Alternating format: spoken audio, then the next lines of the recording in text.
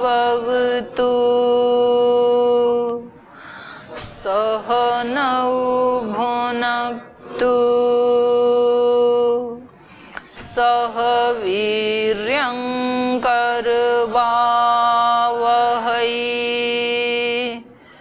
तेजस्विनावधीतमस्तु मा विद्विषावहै।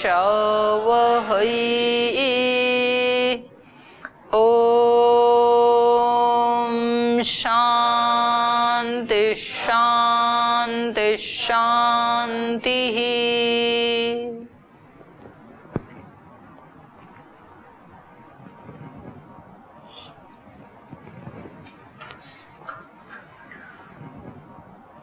तेरहवें और 14वें अध्याय में हमने प्रकृति और पुरुष अर्थात जीवात्मा उन दोनों के बारे में विस्तार से जाना और उसमें भी प्रकृति के बारे में, त्रिगुण के बारे में, त्रिगुण के बारे में उसका क्या उसके लक्षण हैं, किस गुण की प्रधानता से कौन से वाले कर्म करता है ये, फिर उस कर्म का क्या फल है, तो पूरा का पूरा बहुत विस्तार से बताया 2 अध्यायों में। और इसका जीवात्मा का उद्देश्य क्या है? त्रिगुणातीत होना। तो बार बार भिन्न भिन्न शब्दों में गीताकार हमें उस स्थिति तक पहुंचाना चाहते हैं। दूसरे अध्याय में बताया स्थित प्रज्ञ बन करके रहना चाहिए। फिर 12वें अध्याय में बताया भक्त बन करके, अनन्य भक्ति हमारे जीवन में प्रतिष्ठापित हो जाए, अनन्य भक्त बन करके हमें जीना है। फिर 13वें अध्याय में बताया हमें ज्ञानी होकर के जीना है, तो उसके 20 लक्षण बताए, 20 गुण बताए ज्ञानी के। और उसी स्थिति को फिर 14वें अध्याय में बताया गुणातीत होकर के जीना है, त्रिगुण से अतीत। वो एक ही स्थिति का वर्णन कर रहे हैं, चारों शब्द। तो अब उसमें एक तत्व बच गया था, हमें प्रकृति के बारे में पता लगा, अपने बारे में पता लगा। और 15वां अध्याय है फिर पुरुषोत्तम योग, क्योंकि ये ज्ञान की चर्चा चल रही है ना, ज्ञान योग। तो 2 का ज्ञान हो गया, अब तीसरे का ज्ञान करवा रहे हैं यहाँ पर। तो इसको बताने के लिए शुरुआत में ही अर्जुन ने कुछ पूछा नहीं इसके बारे में, सीधा भगवान ही शुरू कर रहे हैं। तो श्लोक का उच्चारण कर लेते हैं। ऊर्ध्वमूलम् अधः शाखम् अश्वत्थं प्राहुरव्ययम् छन्दांसि यस्य पर्णानि यस्तं वेद स वेदवित् अधश्चोर्ध्वं प्रसितास्तस्य शाखा गुणा प्रवृद्धा विषय प्रवालः अधश्च मूलान्यनुसन्ततानि कर्मानुबन्धीनि मनुष्यलोके। ऊर्ध्वं मूलम अधः शाखम, इसका मूल ऊपर की तरफ है, मूल मतलब जड़, कारण। अधः शाखम एक ऐसा अश्वत्थ है, अश्वत्थ कहते हैं पीपल को, एक ऐसा पीपल का वृक्ष है कि जिसकी जड़ें ऊपर की ओर, शाखाएं नीचे की ओर। पेड़ की जड़ें किधर होती हैं? शाखाएं, ये उल्टा है। ये पेड़ ऐसा है पीपल का जिसकी शाखाएं ऊपर की तरफ हैं, सॉरी जड़ें, और शाखाएं नीचे की तरफ हैं। ऊर्ध्व मूलम अधः शाखम अश्वत्थम, अश्वत्थम प्राहु अव्ययम। और इसको कैसा वृक्ष है ये? अव्यय, नष्ट न होने वाला। बाकी के वृक्ष तो नष्ट होते हैं, लेकिन ये कैसा पीपल का वृक्ष है? अव्यय, अविनाशी है ये। छंदांसी यस्य पर्णानि, और इसके पत्ते क्या हैं? छंद, छंद मतलब वेद, तो वेद इसके पत्ते हैं। और छंदांसी यस्य पर्णानि यस्तम वेद स वेदवित्, जो इस वृक्ष को जानता है वो वेद वेदता है, वो ही ठीक से जानने वाला ज्ञानी है। वो ही वेद को जानने वाला है। माने ज्ञान, वेद का एक अर्थ ज्ञान भी होता है, तो वो ही वास्तव में सच्चा ज्ञानी है। तो अब ये एक पहेली जैसे हो गया, क्योंकि पहले इस वृक्ष के बारे में क्या कहा, अश्वत्थम। ये वृक्ष कैसा है, अश्वत्थ। अश्वत्थ माने न श्वः स्थित, जो कल स्थित नहीं रहेगा, माने कल तक भी जो रहेगा ये भी गारंटी नहीं है, ऐसा है ये। अश्वत्थ, कल भी नहीं ठहरने वाला, परिणामी। और फिर अगले में कहा अव्ययम, अविनाशी। तो जो विनाशी है वो अविनाशी कैसे हो सकता है, जो अविनाशी है वो विनाशी कैसे हो सकता है। तो ये बिल्कुल अपने आप में वो हो गया ना, एक पहेली जैसे हो गया, उल्टा हो गया, विरोधाभास हो गया। और सभी वृक्षों की जड़ें तो नीचे होती हैं, इसकी जड़ें ऊपर की ओर हैं, और इसकी शाखाएं नीचे की ओर हैं। तो ये कौन सा है ये ऐसा पेड़? तो ये कहा कि भाई संसार में तो ऐसा पेड़ कोई मिला नहीं जिसकी जड़ें ऊपर हों, शाखाएं नीचे हों। तो ऐसा वृक्ष तो कहीं भी नहीं मिला। तो ये कौन सा वृक्ष है? ये ब्रह्म रूपी वृक्ष है। ऊपर का मतलब यहाँ पर आसमान में कहीं इसकी जड़ें हैं, ऐसे नहीं है। ऊपर का मतलब क्या है यहाँ पे? श्रेष्ठ। प्रकृति जो है वो ये पीपल का वृक्ष है। ये जो सारा संसार है ये ही वो वृक्ष है। इसकी जड़ कहाँ है? ऊपर। ऊपर मतलब ब्रह्म। ब्रह्म मतलब श्रेष्ठ, इससे श्रेष्ठ है वो संसार से। कहते हैं ना भाई, अब वो ऊपर की क्लास में अब पढ़ने जाएगा, तो ऊपर की क्लास मतलब 5वीं मंजिल वाली क्लास थोड़ी, उससे श्रेष्ठ विद्या जो अभी पढ़ रही थी, तो उसको क्या कहते हैं? ऊपर। यहाँ स्थान की दृष्टि से ऊपर नीचे नहीं कहा जा रहा है। कोई सोचे कि आसमान में होंगी कहीं ऐसे जड़ें फैली होंगी, तो हमारा चित्त जो है ना, जैसा हमने धरती के ऊपर पीपल का पेड़ देखा है, हमने जस्ट उसको उल्टा कर दिया कल्पनाओं में कि यहाँ ऐसे होता है, तो अब इसकी जड़ें ऊपर आसमान में कर दो और उसको ऐसे उल्टा कर दो, तो ये बन गया। ऐसा नहीं कह रहे हैं ये। यहाँ ऊपर का मतलब है श्रेष्ठ, परे। बोलते हैं ना ऊंची जाति वाले हैं ये, तो ऊंची जाति वाले मतलब कोई जाति आसमान की तरफ थोड़ी रहती है, वहीं रहते हैं श्रेष्ठ, श्रेष्ठ कर्म करने वाले। बोले जी इसका तो ऊंची क्लास में वो हुआ है रिजर्वेशन, ट्रेन में जाते हैं ना तो वहां लिखा होता है उच्च श्रेणी, निम्न श्रेणी। तो उच्च श्रेणी मतलब कोई डबल मंजिल की ट्रेन थोड़ी है कि ऊपर वाली मंजिल में इनका है। तो वहां उच्च श्रेणी, ऊपर वाली श्रेणी का मतलब क्या है? श्रेष्ठ। उसकी बजाय श्रेष्ठ है, उसमें हवा अच्छी होगी, उसकी खिड़कियां बंद होंगी, बाहर का कोई शोर नहीं आ रहा होगा, उसको उच्च कहते हैं। तो यहाँ ऊर्ध्वम मूलः, मूल कारण, इस संसार का जो मूल है, जो रूट है, जो मुख्य कारण है, ये सारा संसार किसके कारण चला? क्योंकि वृक्ष हरा भरा किसके कारण रहता है? जड़ के कारण रहता है। यदि जड़ नहीं है तो वृक्ष भी नहीं है। जड़ को यदि काट दिया जाए तो वृक्ष तो अपने आप ही सूख जाएगा। तो जड़ जितनी ज्यादा पुष्ट होगी, जितने पोषक तत्व वो पृथ्वी से ले रही होगी, उतना ही हरा भरा वृक्ष होगा। तो ये संसार जितना सुंदर है, तो इसका मूल कहाँ है? इसकी रूट कहाँ है? इसकी जड़ कहाँ है? वो ब्रह्म इसकी जड़ है। उसके कारण ये इतना सुंदर, इतना सुव्यवस्थित, इतना एक सिस्टम में चलने वाला इसलिए है ये, क्योंकि इसका ऊर्ध्व, इसका मूल कहाँ है? ऊर्ध्वम, ऊपर की तरफ। ऊपर मतलब श्रेष्ठ, इसका कारण बहुत श्रेष्ठ है। ऊर्ध्व मूलम, अधः शाखम, और शाखा मतलब उसका पेड़ का विस्तार। विस्तार कहाँ है? नीचे की तरफ। उस ब्रह्म से निकला है, इसलिए ब्रह्म इसमें श्रेष्ठ है, संसार उससे श्रेष्ठ नहीं है। अश्वत्थ, और वो कैसा है? परिणामी है। संसार कैसा है? परिणामी है, हर पल बदल रहा है, ये हमें दिखाई नहीं देता है। आपका जो शरीर 4-5 वर्ष की उम्र में था वो अभी है क्या?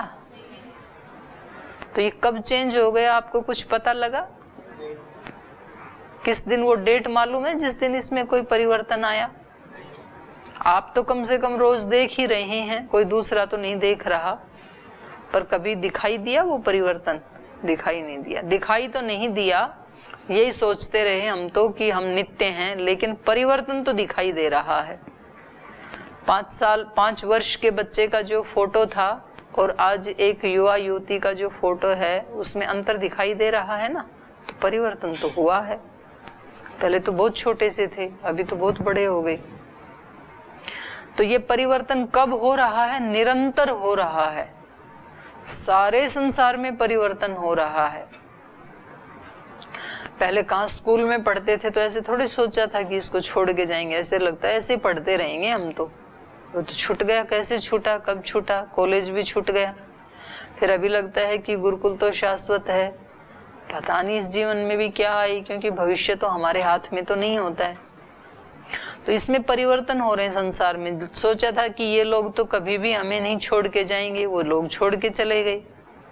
कोई भगवान के पास चला गया, कोई कमाने के लिए चला गया, कोई शादी करके चला गया, कोई कैसे भी चले गए, लेकिन सब इधर उधर हो रहा है, सब चेंज हो रहा है। यहाँ भी चेंज हो जाता है। जो आपके क्लासमेट थे, आपके रूममेट थे, वो कभी छोड़ के चले जाते हैं, कभी उनके और कहीं ड्यूटी लग जाती है, कब क्या होता है, लेकिन निरंतर परिवर्तन तो हो रहा है। इसलिए ये वृक्ष कैसा है? अश्वत्थ, परिणामी है ये, जो कल तक वैसा नहीं रहेगा। कल तक क्या, अगले पल ही वैसा नहीं रहेगा। इसलिए जो बौद्धों का क्षणिकवाद है, वो कह रहे हैं हर क्षण परिवर्तन हो रहा है, पर उन्होंने थोड़ी सी ज्यादती ज्यादा ही कर दी। वो कहते हैं एक क्षण पहले जो संसार था या जो शरीर था, अगले क्षण वो पहले वाला बिल्कुल नहीं है, उससे बिल्कुल एक नया है। आप एक क्षण पहले जो व्यक्ति थे, अगले क्षण में वो वाले व्यक्ति नहीं हैं, आप बिल्कुल एक नया पैदा हो गया, ऐसे कहते हैं वो। तो उसमें क्या क्या दोष आएंगे वो एक अलग प्रसंग है, क्योंकि पहले क्षण वाला अभी नहीं है, तो फिर इस व्यक्ति ने जो पिछले क्षण में या पिछले घंटे में जो कर्म किए थे, उसका फल ये 1 घंटे बाद वाला व्यक्ति क्यों भोगेगा? 1 घंटे पहले जो व्यक्ति था, उसने मिर्च मसाले खाए थे, दूषित आहार किया था। 1 घंटे के बाद जिसको पेट में दर्द हो रहा है, वो तो बिल्कुल नया व्यक्ति है। तो उसने तो खाया ही नहीं कुछ आपके मत में, तो दर्द उसको हो रहा है।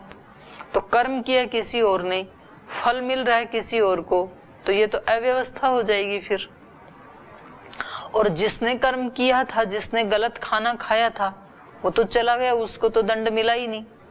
तो फिर जो अपराध करेगा उसको दंड मिलेगा नहीं, जिसने अपराध किया ही नहीं उसको मिल जाएगा, तो एक अलग है वो।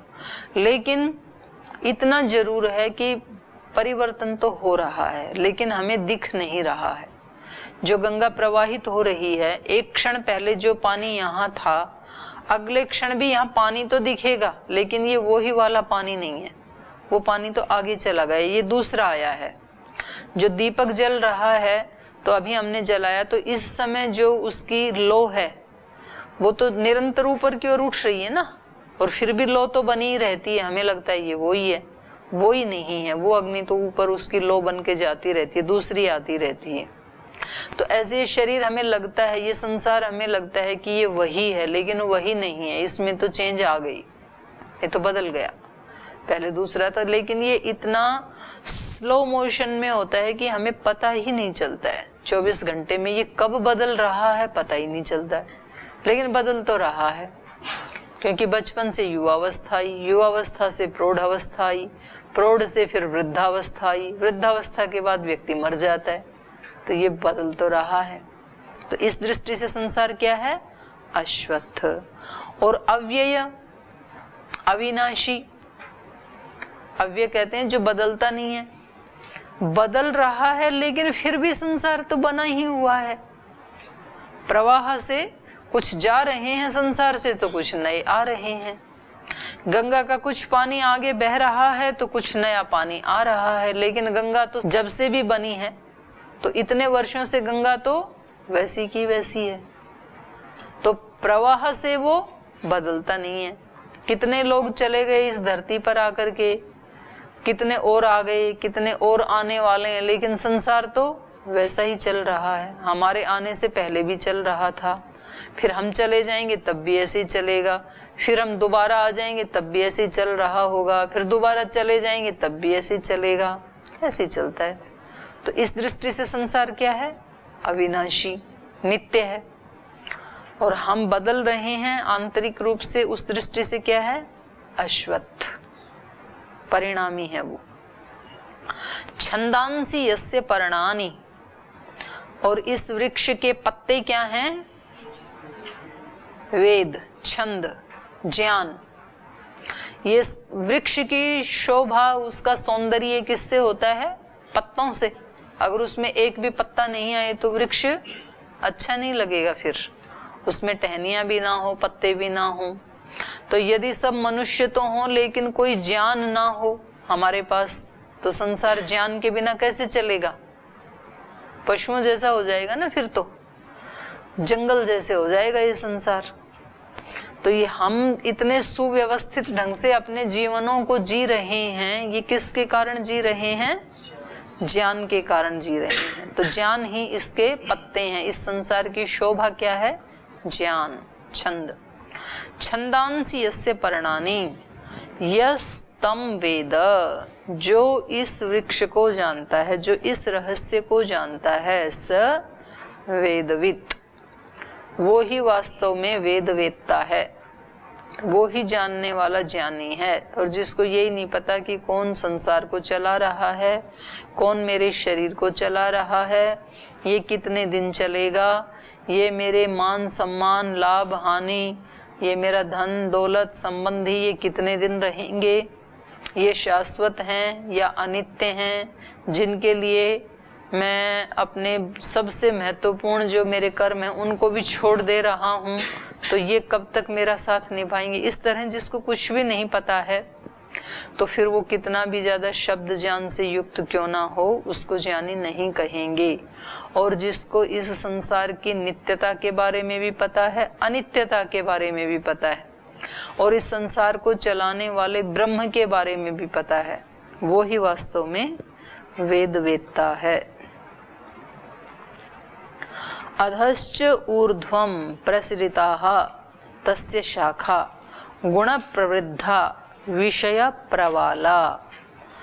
तो कह रहे हैं ये जो इसकी जड़ें हैं ना, अधश्च ऊर्ध्वं प्रसृताः, ये नीचे भी हैं कुछ और कुछ ऊपर भी हैं।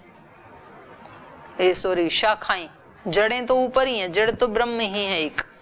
अब इसकी जो शाखाएं हैं, इस वृक्ष की टहनियां हैं, तो सामान्य वृक्ष की टहनियां किधर होती हैं? ऊपर की ओर ही होती हैं, लेकिन इस वृक्ष की शाखाएं नीचे भी हैं ऊपर भी हैं, दोनों साइड में हैं। अधश्च ऊर्ध्वं प्रसृतः तस्य शाखा गुण प्रवृद्धः, और जो गुण है त्रिगुण सत्वरजतम, वो क्या है? प्रवृद्धा, इसको बढ़ाने वाले हैं, खाद का काम कर रहे हैं। खाद से वृक्ष बढ़ता है ऊपर की तरफ, तो ये जो त्रिगुण हैं ये क्या काम कर रहे हैं? खाद का काम कर रहे हैं। और विषय प्रवाला, प्रवाल कहते हैं कोपलें, नई नई कोपल आती रहती हैं, तो वो कोपलें कैसे आ रही हैं इस संसार में? विषयों के कारण। शब्द स्पर्श रूप रस गंध, जो 5 विषय हैं, उनके कारण इसमें नई नई कोपलें फूटती रहती हैं, कुछ कुछ नया सृजन होता रहता है 5 विषयों के कारण। अधश्च मूलानि अनुसंततानि, और कह रहे नीचे की ओर मूलानि, जड़ें, अनुसंततानि, फैली हुई हैं। इस वृक्ष की कुछ जड़ें नीचे की तरफ भी फैली हुई हैं। कर्मानुबंधिनी, और वो जड़ें कर्म के अनुसार बांधने वाली हैं मनुष्य लोके, मनुष्य लोक में। तो इस विश्व रूपी वृक्ष की, संसार रूपी वृक्ष की शाखाएं नीचे और ऊपर दोनों साइड में फैली हुई हैं। इन शाखाओं में विषयों की कोपलें फूट रही हैं। ये कोपलें और डालियां ये किससे बढ़ रही हैं? त्रिगुण से। सत्व रज तम रूपी जो त्रिगुण हैं उस खाद से ये दिनों दिन बढ़ रही हैं। और जैसे इसकी जड़ें ऊपर की ओर हैं, ब्रह्म जैसे इसकी जड़ है, ऐसे ही इस संसार की कुछ जड़ें नीचे की ओर भी फैली हुई हैं इसको चलाने के लिए। इन जड़ों के द्वारा ही मनुष्य लोक में कर्मों के अनुसार मानव का बंधन होता है। एक बार संसार को रच दिया, एक बार सृष्टि की रचना कर दी, तो उसकी जड़ तो कौन है? ब्रह्म। अब ये बना हुआ है, चल रहा है आगे। ये किसके कारण चल रहा है? हमारे कर्मों के कारण। जो हमें बांधने वाले कर्म हैं वो हम करते हैं, तो ये जड़ें नीचे फैली हुई हैं पृथ्वी पे। अगर हम वो कर्म ना करें, सभी मनुष्य ऐसे बंधन में डालने वाले कर्म यदि ना करें, तो फिर ये संसार तो उखड़ जाए एक ही दिन में। सब यदि मोक्ष का उपाय करें और बंधन में बांधने वाला एक कर्म भी ना करें, तो फिर संसार कैसे चलेगा? फिर तो किसी को यहाँ आने की जरूरत नहीं है। और जब कोई यहाँ नहीं आएगा तो किसके लिए संसार बनाए? फिर हम जीवात्माओं के लिए तो संसार बनाया ईश्वर ने। तो इसके दो कारण हैं। जड़ के कारण ही वृक्ष हरा भरा रहता है, जिंदा रहता है, फलीभूत होता है। तो संसार दो कारणों से चल रहा है। एक तो ईश्वर कारण है, मूल कारण है, और एक हमारे कर्म है। अधश्च ऊर्ध्वम, और वो कर्म हमारे दो प्रकार के हैं, अच्छे और बुरे। तो जो बुरे कर्म हैं हमारे, जो बंधन में डालने वाले हैं, वो इसकी जड़ है। इसलिए इन्होंने कहा अधश्च ऊर्ध्वम प्रसीता तस्य शाखा।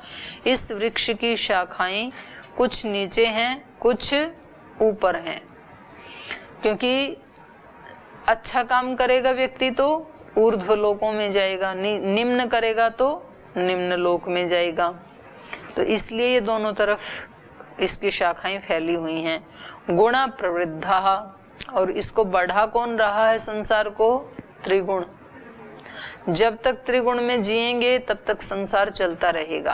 क्योंकि त्रिगुण में जब तक रहेंगे तब तक कर्म हमारे कैसे होंगे? दोष युक्त होंगे। त्रिगुणातीत जब तक नहीं होंगे तब तक तो हमारा जन्म होता ही रहेगा। तो ये इसका खाद पानी का काम कर रहे हैं त्रिगुण। त्रिगुणातीत व्यक्ति हो जाएगा तो उसको संसार में आने की आवश्यकता नहीं है। तो सत्व रज तम, सत्व से क्या क्या काम करते हैं हम? ज्ञान और सुख। ज्ञान की वृद्धि, सुख की वृद्धि होती है सत्व गुण से। रजोगुण से क्या करते हैं? रजोगुण से क्या करते हैं? सब क्रियाएं करते हैं, सब कर्म करते हैं हम। और तमोगुण से क्या करते हैं? तमोगुण से क्या करते हैं? आलस्य, प्रमाद, निद्रा। ये सब हमारे कर्म इन तीन में ही आ गई। तो जो भी हम कर्म करते हैं ना, इन तीन के कारण करते हैं। तो ये खाद पानी देते हैं हमारे आगे जीवन के लिए कि तुम ऐसे आते रहना। जैसे अभी आ गए ना यहाँ पृथ्वी पे, ऐसे ही आते रहना बार बार, और ऐसे ही त्रिगुण का सेवन करते रहना। तो खाद पानी दे रही हैं। जिस भूमि में खाद और पानी दिया जाता है वहाँ फसल तो उखाड़ ली, और फसल का एक दाना भी यदि वहाँ गिर गया तो वो दोबारा उग जाएगा। या एक छोटी सी जड़ भी रह गई तो फिर दोबारा से नया एक पौधा बन जाएगा। तो ऐसे ये जो हमारे कर्म हैं ये बीज का काम करते हैं। फिर ये जीवन तो समाप्त हो जाता है, जो बीज है उससे फिर और एक जीवन मिल जाएगा। फिर उसके कुछ बीज हमने बिखेरे, वो तो जीवन खत्म, फिर और एक जीवन। तो ऐसे हम अनंत काल से ऐसे जीवन जीते आ रहे हैं। गुण प्रवृद्ध विषय प्रवालाहा, शब्द स्पर्श रूप रस गंध, ये जो हम सेवन कर रहे हैं ये क्या हैं? नई कोपलें हैं। ये जैसे वृक्ष में नई नई कोपल फूटती रहती हैं, पुराने पत्ते झड़ते रहते हैं, नए नए आते रहते हैं। ऐसे ही संसार में हमें लगता है कि हमने इस दोष को मिटा दिया, इस कमी को पूरा कर दिया, पहले हमने पढ़ाई नहीं की थी अब हमने पढ़ाई कर ली, पहले हमने 10वीं पास की थी अब 12वीं कर ली, 12वीं थे तो एमए कर लिया, एमए थे तो पीएचडी कर लिया। तो ऐसे हम आगे हमें लगता है कि हम हटाते जा रहे हैं, लेकिन वास्तव में तो नई नई कोंपलें फूटती जाती हैं। आपने एक को हटाया तो दूसरा तैयार है, अगला पत्ता उसका। ये किसके कारण हो रहा है? विषयों के कारण, हमारी जो कामनाएं हैं उनके कारण हो रहा है, शब्द स्पर्श रूप रस गंध के कारण हो रहा है।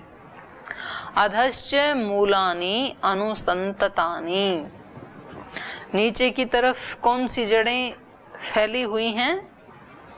कर्मानुबंधिनी, कर्मों में बांधने वाली। कौन से कर्मों से बांधने वाली? किन कर्मों से बंधन में आता है ये मनुष्य? जो त्रिगुण से युक्त होकर के करता है। त्रिगुणातीत होकर के कर्म करेगा तो नहीं बंधेगा, त्रिगुण में रहते हुए कोई भी कर्म करेगा तो बंध जाएगा। आप बोलेंगे जी सत्वगुण तो अच्छा है, सत्वगुण के सात्विक कर्म करने से तो बंधन नहीं होने चाहिए। तो सत्व कैसे बांधता है बताओ, आपको बहुत विस्तार से बताए। सुख,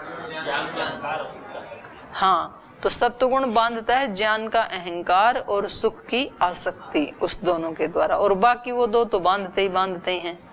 तो इसलिए इन्होंने कहा कर्मानुबंधिनी मूलानी अनुसंततानी, कर्म के अनुसार बंधन में डालने वाली होती हैं ये जड़ें हमारे कर्मों की, और ये फैली हुई हैं। पता नहीं कितना सारा हमने फैला रखी हैं।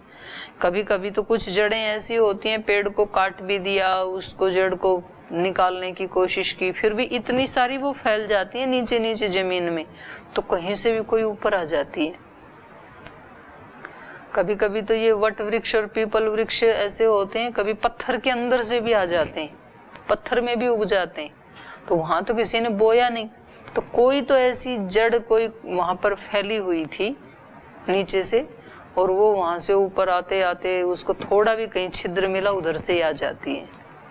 तो ऐसे हमारे जो कर्म है, पता नहीं कौन सा कर्म किधर से वो अंकुरित होकर के कौन सा जीवन दे देगा, कौन सी योनि में ले जाएगा, कौन सा कर्म का फल दे देगा। तो कभी ऐसे लगता है कि सब काम ठीक ठीक करते हैं, इतना संभल संभल के कदम उठाते हैं, तो भी पता नहीं कहीं से कौन ऐसा कोई मनुष्य आ जाता है हमारे जीवन में, और फिर कुछ ऐसी घटनाएं घटित होती हैं और जीवन कहीं का कहीं चला जाता है, कुछ का कुछ ही मिल जाता है। हमें लगता है ऐसा तो कुछ किया ही नहीं था, ये कैसे फल आ गया मेरे जीवन में। तो पीछे वाला भी तो साथ में चल रहा है। ऐसे ही कोई बहुत बड़ा कोई पुरुषार्थ भी नहीं किया था, सामान्य जीवन जी रहे थे, और ऐसे ही किसी व्यक्ति से हमारी भेंट हुई, किसी ने कुछ कहा, हमने सुना और उनकी बात को मान करके हम चल पड़े और जीवन ही बदल गया, कहीं से कहीं पहुंच गई। तो मतलब बहुत छोटे से व्यक्तित्व से कहीं बड़े में पहुंच गए हम। ये कैसे हो गया? इस जन्म में तो ऐसा तो कुछ भी किया ही नहीं था। कितने लोग हैं इस संसार में जिनको स्वामी जी को पास से देखने का भी चांस मिलता ही नहीं, और एक आप हैं, आपके पास खुद स्वामी जी आते हैं मिलने के लिए कि कई दिन हो गए ब्रह्मचारियों से मिले, भाइयों से बहनों से मिले, आज उनको योग करवाते हैं, उनसे मिल के आते हैं। ये कैसे हो गया? स्वामी जी से मिलने के लिए आपने कुछ तो किया ही नहीं इस जन्म में, तो पीछे का भी तो है, तो वो कर्म भी तो फल देते हैं ना। तो ये सब क्या है? हमने जड़ें फैला रखी हैं संसार में आने के लिए, बांधने वाले कर्म, त्रिगुण से युक्त होकर के जो कर्म किए हैं वो हमारी जड़ें बनती हैं।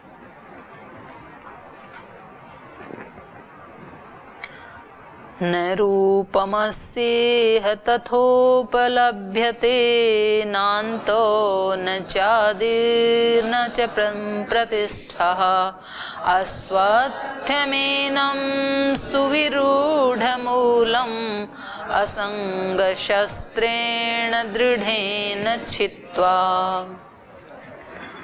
तो ये अब आगे कह रहे हैं कि इसको काटें कैसे, इन जड़ों को, ये जड़ें हमने फैला दी कर्मों की, दोबारा पैदा होने के लिए इनको कैसे काटें। तो इस श्लोक में बताया है असंगेन शस्त्रेण दृढ़ेन छित्त्वा, अनासक्ति रूपी चाकू से। असंग मतलब अनासक्ति, असक्तेन दृढ़ेन, जो अनासक्ति का दृढ़ अस्त्र है, जो कुल्हाड़ा है, चाकू है, उससे काट डालो इन जड़ों को। तो कैसे जड़ों को काटना है ये फिर कल चर्चा करेंगे। आज समय हो गया, यहीं पाठ को विराम देते हैं। ओम